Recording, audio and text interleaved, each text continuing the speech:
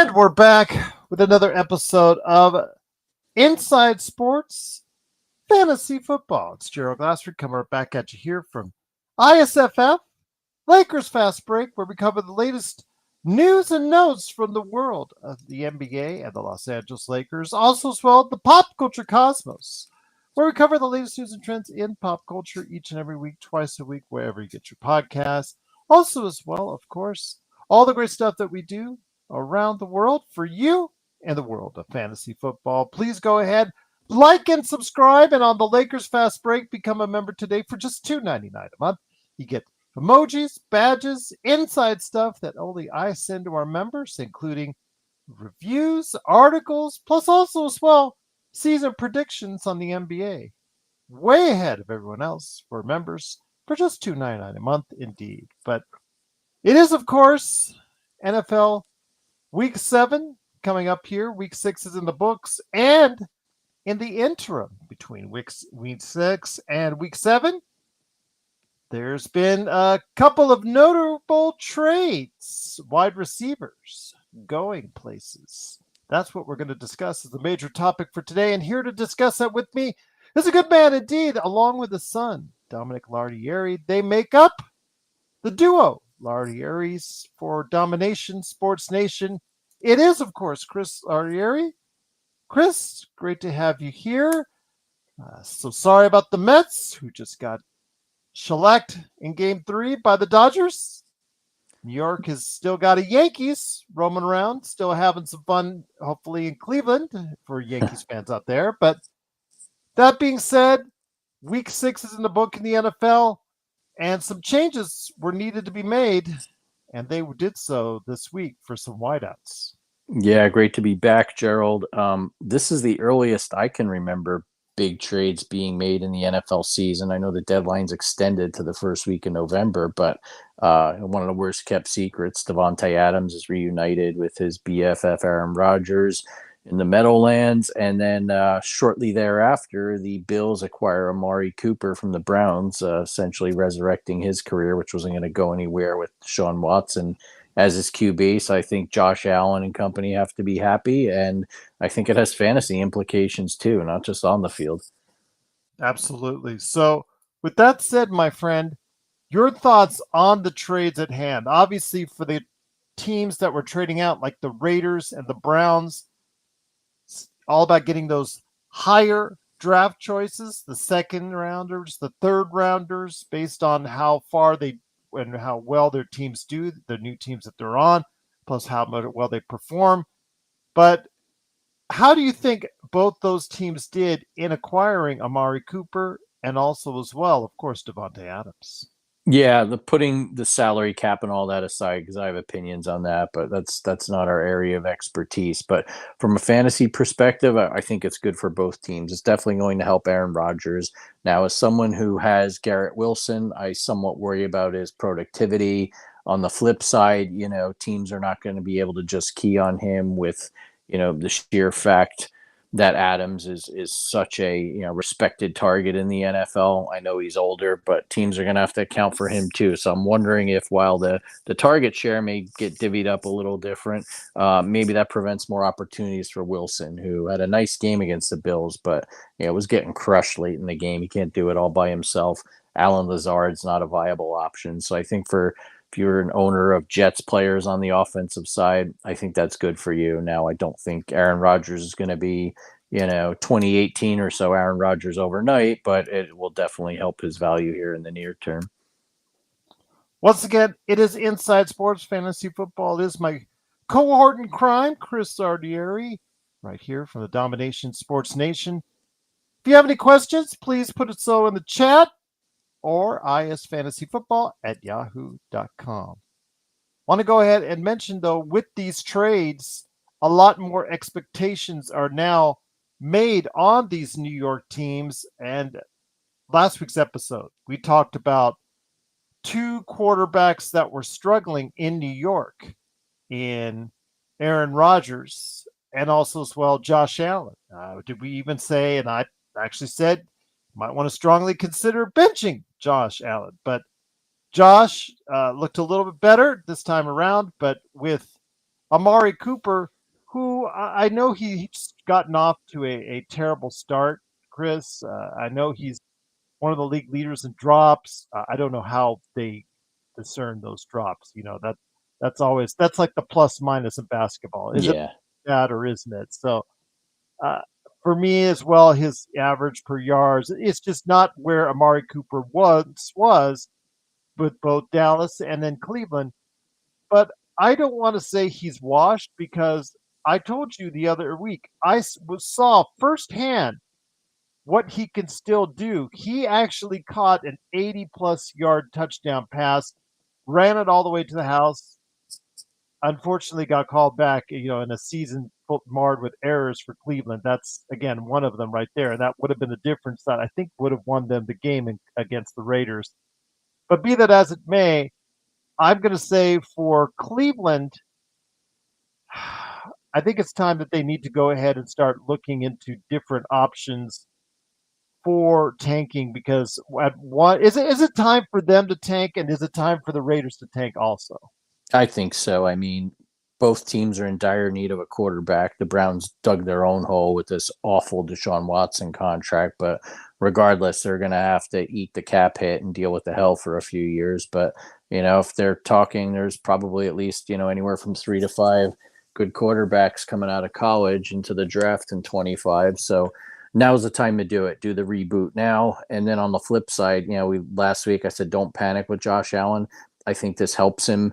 You could say what you want about Cooper. He's not as productive as his Raider or Dallas days. But by the same time, when the Browns changed quarterbacks last year after Watson got hurt, Joe Flacco was connecting with him. So I think it'll definitely help him from a fantasy perspective as well. And I think it opens up the Bills offense, which has been struggling to say the least. To say the least, indeed. So with the Raiders, though, at that second half against Cleveland, they looked a lot better, but that first half was a mess. They looked like that they had no discipline. They had really no sense of where they were at. Their coach, it just looked really bad as far as the coaching out there for Antonio Pierce. I thought, okay, that second half, they got things together, they got their act together, and things are going better. But again, we saw the next week at home in that Pittsburgh home game. Excuse me, it was the Las Vegas Raiders, but I would have never Yeah, noticed because there's so many Pittsburgh fans there that it's just a team. I think that without a solid quarterback in Gardner Minshew, aka Gardner Mincemeat, who I call him, and then also as well Aiden O'Connell or Aiden O'Connell on his back. I just think it right now that they need to look into a different direction as well. Both these teams are in sore need of talent infusion, and I think this what they did this week are just steps in that right direction to get them better personnel so that they can compete on a better basis. absolutely. And hand in hand with that, for fantasy owners, I would strongly encourage you to stay away from any Raiders and Browns offensive players unless it's, last resort. You need a bye week fill in, that sort of thing, because you look at the Raiders, between those two guys, they don't have one starting quarterback put together. Until Watson gets benched, the Browns offense isn't going to do much of anything. I feel like, yeah, Nick Chubb will come back, but all that'll do is have teams just keying on him, the opposing defenses. So I don't see a heck of a lot of value for Chubb once he does inevitably return. So let's get into what happened in week 6, some of the trends that you liked, some of the things that you saw.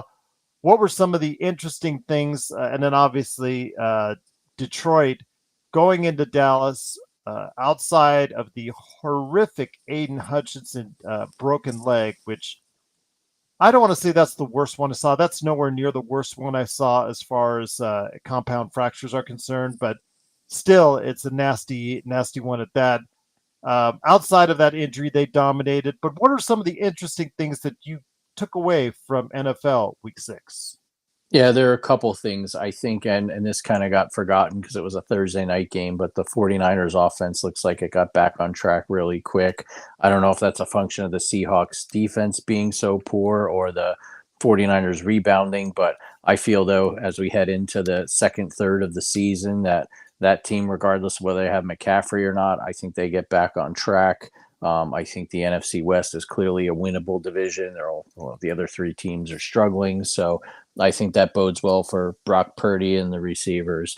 On the flip side, the Philadelphia Eagles just can't get out of their own way offensively. Nice to have A.J. Brown back. I've got him in one league. He scored a touchdown, but Jalen Hurts and now Saquon Barkley are struggling. Things could improve this week in this sort of grudge match where Barkley makes his return to MetLife Stadium after the Joe Shane and company let him walk to Philly as a free agent. But I think big picture, Sirianni with his hijinks, bringing his kids to the press conference afterwards. There's a lot of nonsense going on in Philly, and it's clearly affecting the offense. It is. It is. And I think that some changes do need to be made, but will they make them, or do they have the personnel to do so, my friend? Hard to say. I mean, this is a team last year at one point was 10-1 until they completely went into a tailspin. So, it's not like the team's been beset by injuries, had a mass exodus of assistant coaches, even changing head coach. I know Sirianni's been under the gun, and the owner was rumored to be considering firing him this offseason, but I just don't know what's happened. I mean, part of me wonders if the players, the rumors are true, and the players just really don't like Sirianni, but I don't get it because I know the Browns have a decent defense, but you got to put up more than 13 points against a team like that.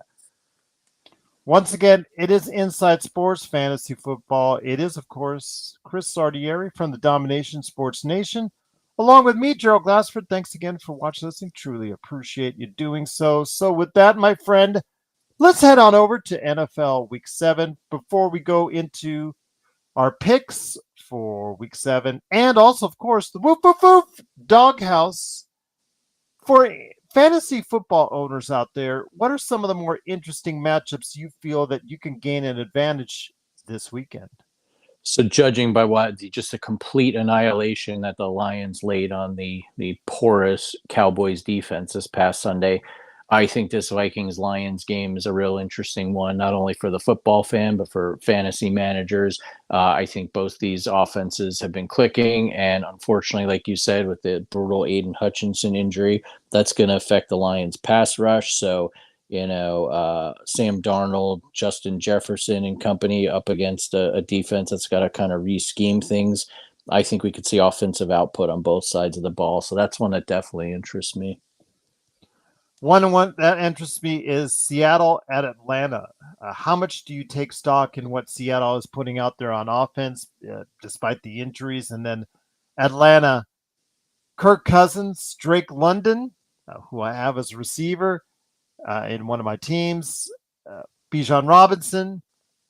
Pretty good offense to get behind if you've got those players on your team. Yeah, definitely. I think the interesting thing again is every time Tyler Algier's been written off, he gets more and more carries, and we saw it again on this past Sunday in Carolina, where there was kind of the two-headed monster at running back. Algier got more touches. They didn't throw as much as they had in previous weeks. So if you're a Bijan Robinson owner, I can understand your frustrations. You don't know what you're going to get from week to week. Any other games stand out to you from a fantasy standpoint? Because right now, we're in the zone right now where all the waiver wire pickups are all gone. You're just basically at this point trying to see if you can stream a defense, maybe find a kicker, maybe even a tight end that might get on a hot streak on the waiver wire, but pretty much has been picked dry at this point in time. So what are your thoughts on as far as where you go, or are there any trade options out there that you think might be worth taking a chance on?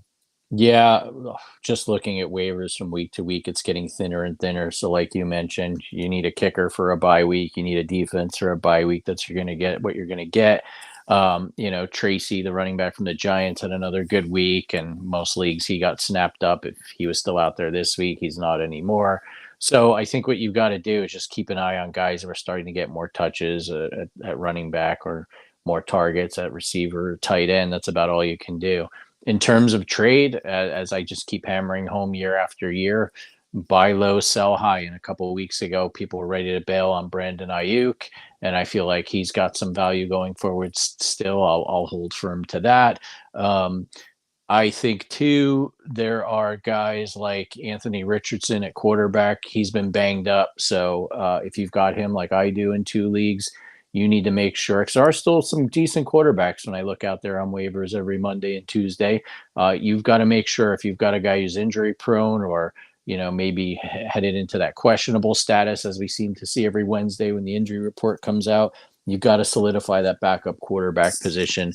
Even though Richardson's back this week, I know he's got a favorable matchup, but we're starting Jaden Daniels and Jared Goff in our 2 leagues just because they've been producing and we don't know what we're going to get with a guy like Richardson. So things like that you need to take into account. And then too, like you've been saying the past few weeks, your proverbial favorite Joe Flacco on the bench. If Richardson doesn't produce, do they kind of pull the plug and go with Flacco with the hot hand like the Browns did last year? It'll be interesting to see.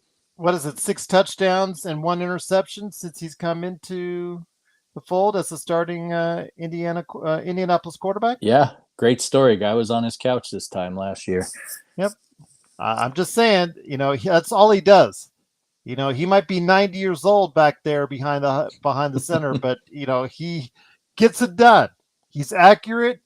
He is like a statue, so don't expect him to run anywhere. Don't expect any running touchdowns, guys. But if you want a guy that gets a nice completion ratio, somebody that could get you 250, possibly 300 yards, sometimes 2-3 touchdowns, interception here or there. But he's been really accurate so far since coming back this season, Chris. Yeah, at this point in time, I know we've been big Geno Smith fans, but I'll take Flacco's production over what Smith's been putting up the past few weeks. Got a question from one of our viewers. John M. said, if you had to drop one, who would it be in a 12-team PPR league? Javante, W, Algier, have Bijan. He has Bijan, by the way. That's why.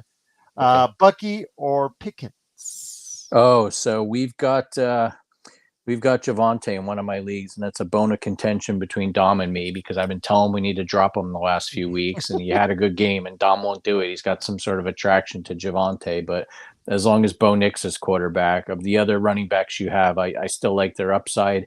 And as I mentioned, if you've got Bijan and you still have Algier, you've got to hold on to him in case of injury. I know I'm old school with my handcuffing, but I've seen it happen too many times. Even if the guy's out for a week, you're going to go out there and look on waivers and realize it's crickets for running backs right now.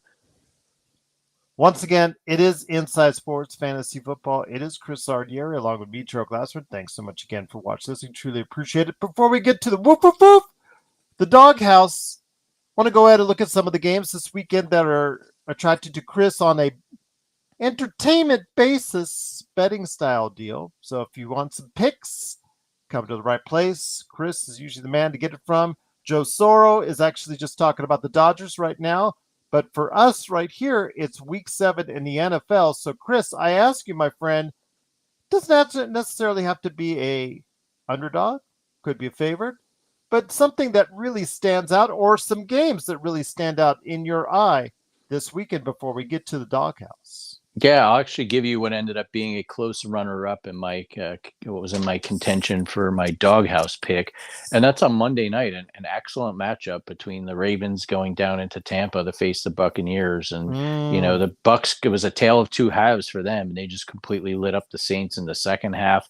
Let's not forget Baker Mayfield beat the Lions earlier this year, and I think that's going to be a good matchup. And if you're looking at it from a Vegas perspective, I'm scanning Vegas Insider before the show, and it looks across the board like the Bucs are getting 3.5 points. So Yes. that was really tough for me to decide between that game and the one I'm inevitably picking. But I like the Bucs there. Yeah, you like the Bucs in it? Okay. Over under 48.5 in that game. Wouldn't be terribly surprised if it goes over because both teams are definitely putting up the points this year. And if it ends up being a warm night in Tampa and those defenses get gas, we could really see a fourth quarter light up, shoot out the scoreboard or what. I will say, though, for me, that's not a doghouse game. A game that I like besides the one that Chris just mentioned. I think that the Tennessee Titans and Buffalo Bills, I think that as far as taking the Bills, I know it's not good odds, But I think that the Bills, in this case, you're probably going the over on the 42.5. I think they're going to have their way with the Titans. I think at this point, especially that they got some momentum coming off of last week. I think I like what I see there. And then on the road, Tennessee is not been good at all this season on any stretch of the imagination. So right now, I really think there's a lot going on in Tennessee that's wrong. So I think it's going to be Bills by 2 touchdowns personally, and I think they'll cover the 42.5, Chris. Yeah, that wouldn't surprise me at all. I think Tennessee's just a matter of time before they're a sinking ship of a franchise, and they'll be in the mix with the Raiders and the Browns for a quarterback next year.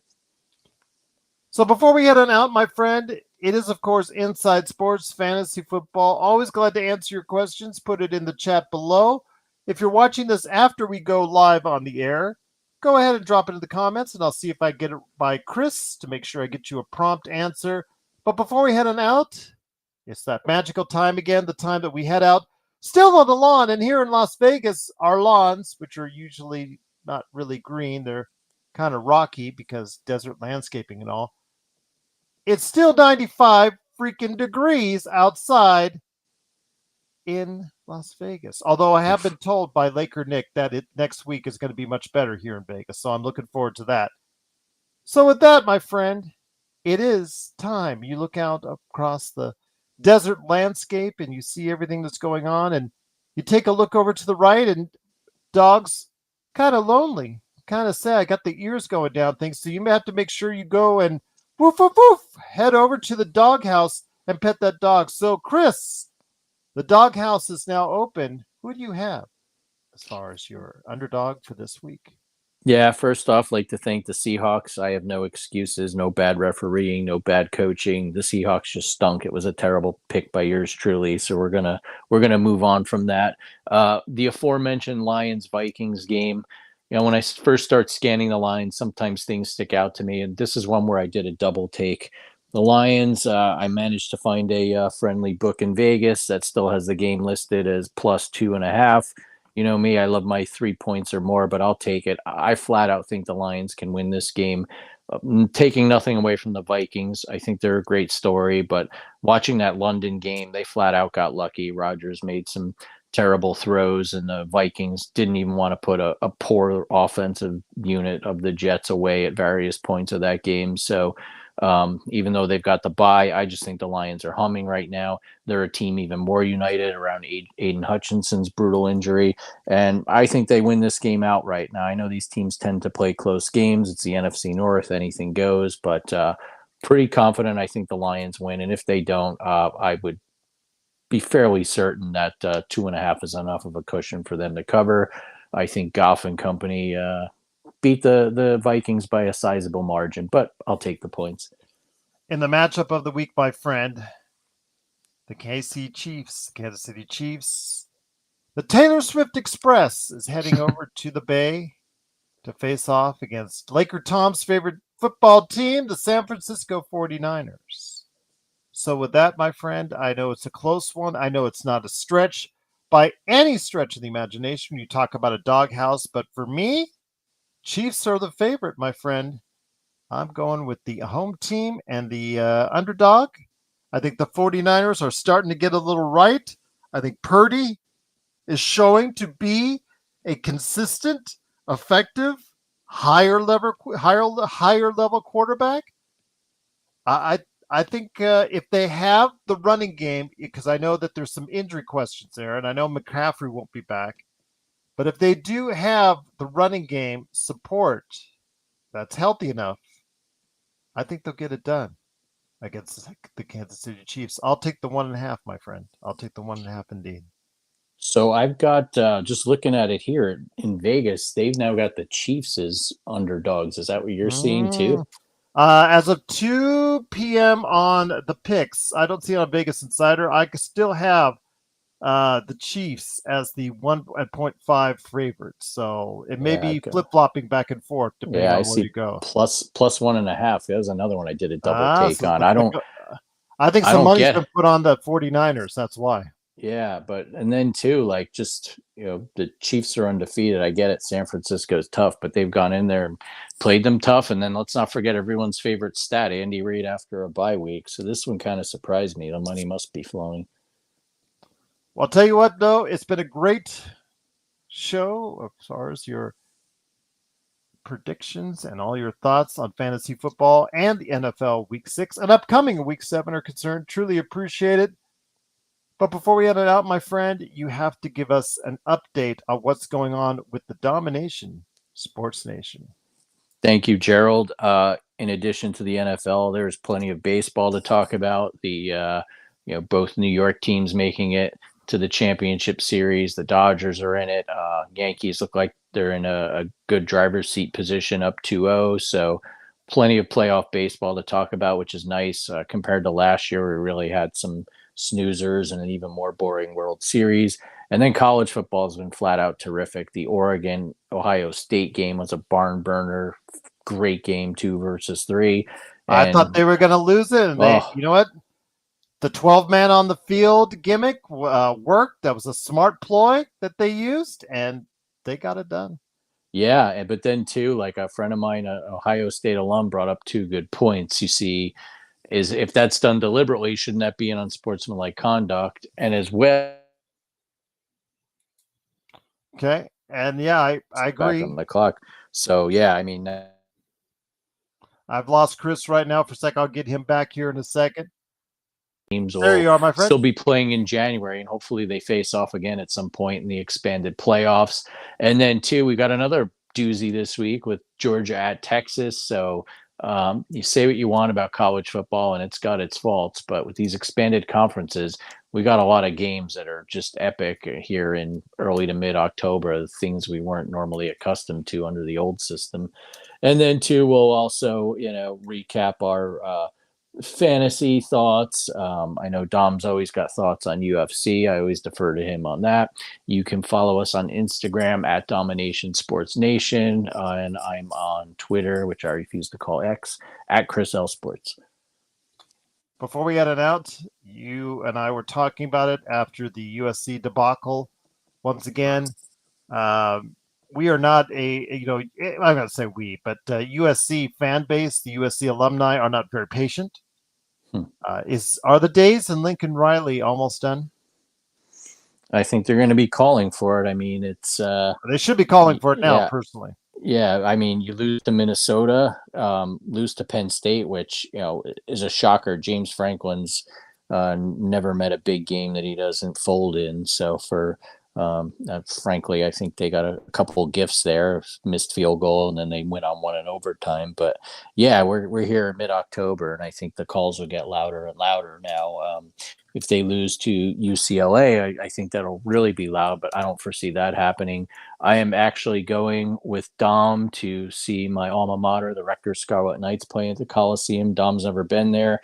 I've never seen a Rutgers game outside of the state of New Jersey, so I'm really looking forward to it. So at some point in early November, on that week's show, I'll have a report for you, Gerald, on how SC looks in person and kind of what the vibe is there with the fans and the alumni as regarding Lincoln Riley. I mean, the knock on him, he got Oklahoma teams to the playoffs numerous times, but conference was a lot different back then in the Big 12. He always seemed to get himself a quarterback every year. And the knock on him is, the in-game management. He's a recruiter. He's not really a coach. So we'll see what happens. It looks like there's been a lot of the same at SC. Before we head it out, my friend, I'll share my thoughts on it because I think the hot seat should be really hot right now for Lincoln Riley. I've really been disappointed as far as where their issues are. They cannot seem to get anything right as far as overall team concept. Last year was the defense. This year it's the offensive line. It's a train wreck. And they just seem to be always patching things up. Like there's a fire in one area or there's a dam that's bursting piece by piece and it's just part of it's leaking. You just put a finger in the dike in one area and then you try to put a finger in the other, as a new leak comes out. And it just seems like they're not addressing the state of the team overall.